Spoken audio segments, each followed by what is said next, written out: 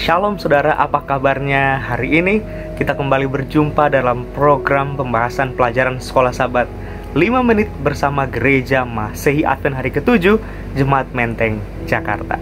Sekalipun hari ini saudara sibuk, tapi tidak menjadi halangan bagi saudara untuk dapat menikmati pembahasan firman Tuhan melalui pelajaran Sekolah Sabat. Mari kita sisihkan waktu sejenak sehingga kita boleh mendalami pelajaran Sekolah Sabat kita hari ini, Rabu 9 Juni 2021 dengan judul Imam Besar Perjanjian Baru. Saudara-saudara, pelajaran-pelajaran sebelumnya memberikan pernyataan yang tegas dan jelas kepada kita tentang pelayanan korban di Bait Suci, bahwa itu semua hanyalah bayangan. Itu adalah simbol dari sesuatu yang akan dibuat Kristus di atas dunia ini dan bagi dunia ini. Jadi sebagaimana simbol-simbol dalam pelayanan di Bait Suci itu tidak berakhir ketika hewan itu dipersembahkan, maka pekerjaan Yesus bagi kita katanya juga tidak berakhir, saudara, hanya dengan kematiannya di kayu salib. Sekarang Yesus berada di sorga untuk melayani di Bait Suci sorgawi bagi kita. Pada sistem pelayanan korban bakaran tersebut, fungsi utama seorang imam adalah mempersembahkan korban. Jadi dalam hal ini, imam punya peranan untuk mendamaikan dosa seluruh bangsa. Para imam dari zaman Perjanjian Lama berfungsi sebagai tipologi dari imam sejati yang akan datang. Kita tahu ini berbicara tentang Yesus, imam besar kita. Jadi ketika seseorang berbicara tentang Kristus sebagai imam besar kita, memang pantas, saudara, hal itu disematkan kepadanya, karena hanya dia satu-satunya imam besar kita yang dapat mengantarai kita dengan Bapa yang di sorga. Karena dia memiliki hubungan eksklusif, hubungan yang khusus dengan Allah kita.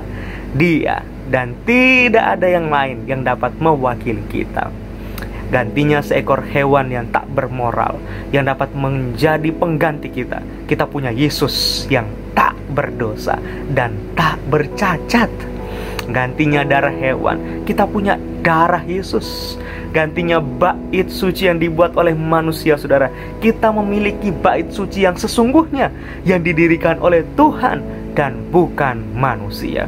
Gantinya imam yang penuh dengan dosa dan kesalahan, kita punya Yesus Kristus, imam besar kita, yang melayani bukan untuk kepentingannya, tapi untuk kepentingan kita. Dengan semua ide ini dalam pikiran kita, maka kita perlu merenungkan apa yang Paulus sampaikan dalam Ibrani 2 ayat 3. Bagaimanakah kita akan luput jikalau kita menyia-nyiakan keselamatan yang sebesar itu? Berikut ini adalah beberapa pertanyaan yang baik yang dapat membantu saudara semakin mendalami pelajaran Sekolah Sabat.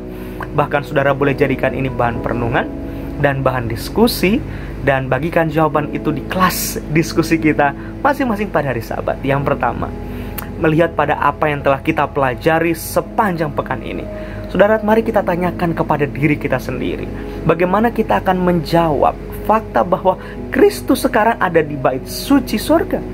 Apa yang dia lakukan di sana, saudara? Dan apa maksudnya hal ini dalam praktek kehidupan kita sehari-hari?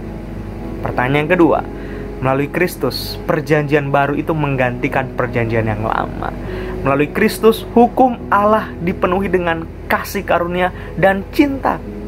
Berdasarkan perjanjian baru tersebut, hal spesifik apa yang dapat kita lakukan untuk mengembangkan dan memperkuat hubungan kita dengan Allah tanpa ada cengkraman atau gangguan dari legalisme? Pastikan saudara menemukan jawaban-jawaban dari dua pertanyaan tersebut. Lalu saudara boleh bagikan di kelas diskusi pelajaran Sekolah Sabat hari Sabat nanti.